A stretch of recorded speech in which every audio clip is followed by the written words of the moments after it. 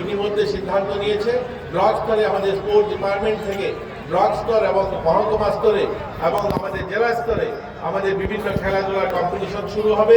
আমরা সকলে মিলে আমরা ছাত্রছাত্রী যারা আছি আমরা সেখানে অংশগ্রহণ করব এবং আমরা এই খেলাধুলার মাধ্যমে নিজেকে যেমন সুস্থ রাখবো এবং আমি আমার রাজ্যকেও প্রতিনিধিত্ব করব, রাজ্যের হয়ে আমরা গোটা দেশের সামনে আমাদেরকে তুলে ধরবো আমাদের রাজ্যকে।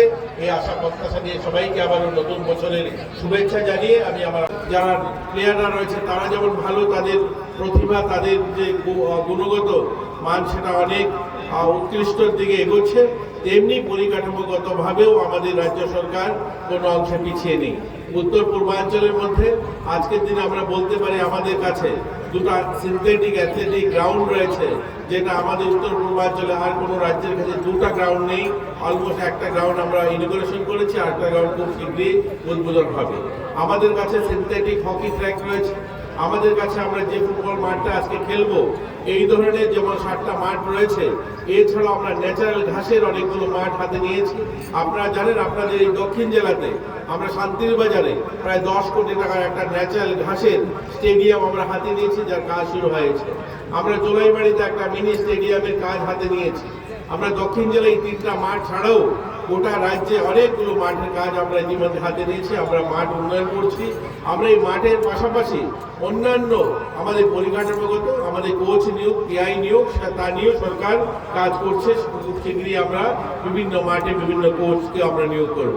আজকের যে এই টুর্নামেন্টের উদ্দেশ্য নেশামুক্ত ত্রিপুরা, নেশামুক্ত সমাজ তৈরি করা। নেশা মুক্তি কোনো একটা স্লোগান নয়, নেশা মুক্তি আপনার আমার সকলে মিলে যখন এই স্লোগানটাকে নিয়ে কাজ করব তখনই সেটা সম্ভব হবে। মাননীয় আমাদের জেলা শাসক তিনি বলছেন আমরা নেশা মুক্ত ত্রিপুরা গড়ব, এবং গত বছর ওনারা জেলা শাসকের পক্ষ থেকে এটা আয়োজন করা হয়েছে, এবারও করছে।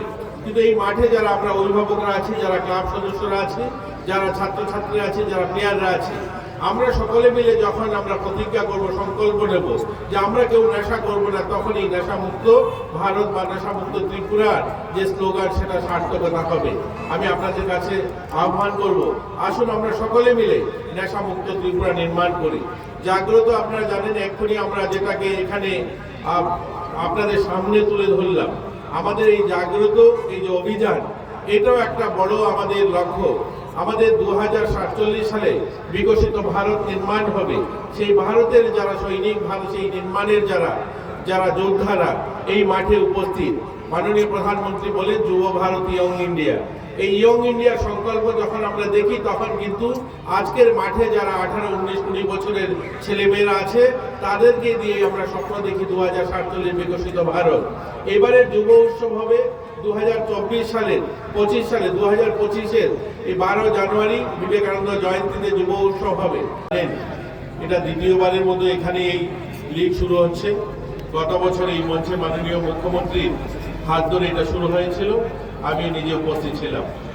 এবং এই রাজ্যের খেলাধুলার অগ্রগতি আমার আগের বক্তা বলেছিলেন যে আমাদের মাননীয় দ্রোণাচার্য ওয়ার্ডি বিশেষজ্ঞ বলেছিলেন দীপা কর্মকারের কথা।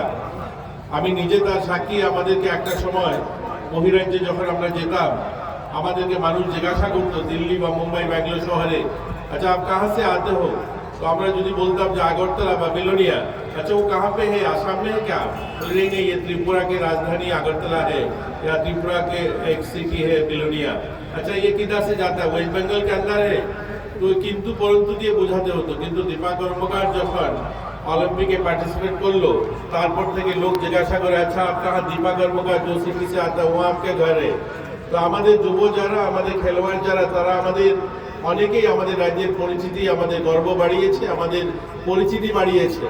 এই খেলাধুলা শুধুমাত্র শরীর এবং মন ভালো রাখার জন্য নয়, খেলাধুলা আজ নিজেকে প্রতিষ্ঠিত করা বা রাজ্যের সুনাম অর্জন করা তার একটা বড় মাধ্যম। আমাদের রাজ্য ছোট হতে পারে, আমরা ত্রিপুরা হয়তো উত্তর পূর্বাঞ্চলের শেষ প্রান্তের ছোট রাজ্য, কিন্তু খেলাধুলায় আমরা অনেক বড় বড় রাজ্যকে পিছিয়ে আমরা এগিয়ে গিয়েছি। আমরা কয়েকদিন আগেই আমাদের রাজ্যে জুডো হয়েছিল, সেখানেও আমাদের রাজ্য তৃতীয় স্থানে উঠেছে। যেখানে গুজরাট, মহারাষ্ট্রের মতো বড় রাজ্যগুলো ছিল প্রথম, দ্বিতীয়তে, আমরা তৃতীয় স্থানে এসেছি। আমাদের থেকে অনেক বড় বড় রাজ্য জনসংখ্যার আধারে অনেক বেশি থাকার পরেও আমরা সেখানে কিন্তু তৃতীয় স্থান অর্জন করেছি।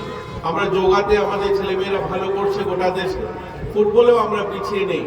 গত বছর 2023-এ জনজাতি ফুটবল হয়েছিল, জনজাতি মেয়েদের আন্ডার-19 মেয়েদের ফুটবল হয়েছিল উড়িষ্যাতে, সেখানে আমরা তৃতীয় স্থান অর্জন করেছি। আর ভারত মণ্ডপে সেখানে প্রধানমন্ত্রী, এটা প্রথমবার হবে স্বাধীনতার পর কোনো প্রধানমন্ত্রী সকালবেলা ব্রেকফাস্ট করবেন যুবদের সঙ্গে এবং রাত্রে ডিনারটাও সারবেন যুবদের সঙ্গে, পুরো দিন যুবদের সঙ্গে কাটাবেন এবং হাজারো সংখ্যায় লাখো সংখ্যায় সারা দেশ থেকে ইউথ আইকনরা সেখানে যাবে, তাদের সঙ্গে পরামর্শ করবেন, তাদের থেকে মত বিনিময় করবেন, তাদের থেকে পরামর্শ নেবেন, তাদের স্বপ্নের ভারত কি করে আমরা বিকশিত ভারত নির্মাণ করতে চাই। আজ আমরা চাই আমাদের ছেলে মেয়ে যারা আছে, শুধু আমরা মুখে নয়, আমরা করে দেখাতে চাই, আমাদের যুবদের হাতে আমরা কাজ দিতে চাই। এখানে দেখেছেন আমাদের জাগ্রত যে প্রকল্প, তার মধ্যে স্কিলের কথা হয়েছে। আমরা আমাদের দক্ষতা বিকাশ, আমরা যারা যুবরা আছি আমাদের পড়াশোনার সাথে সাথে আমরা যেন আমাদের দক্ষতার বিকাশ ঘটাই। আর স্কিল ইন্ডিয়া বা পণ্ডিত দীনদয়াল কৌশল বিকাশের মাধ্যমে নিজেদের স্কিলকে আরো আপগ্রেড করা, আমরা যে প্রতিভা আছে তাকে আরো ভালো করে কি করে আমরা সেই কাজটা করতে পারি সেটা করা। আমি আমার রাজ্যকে জানা, আমি আমার জেলাকে জানা, আমি আমার দেশকে জানা।